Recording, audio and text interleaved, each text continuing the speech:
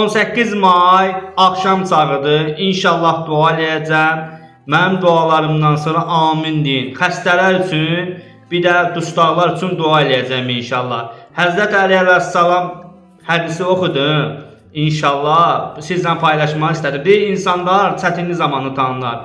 Xəstələr üçün, dustaqlar üçün dua elə ki, Allah onların da tez zamanda kömək olsun inşallah.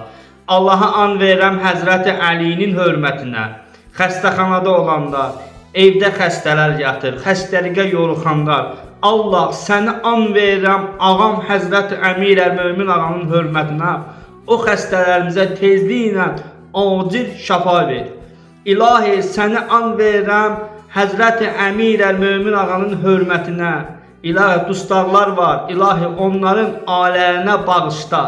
İlahi onların körpələrinə bağışla. Tez zamanda Allah onların qapıların üzlərini aç. Səni an verirəm Həzrəti Əmir əl-Mömin ağanın hörmətinə, Həzrəti Əli əleyhissalamın izzətinə.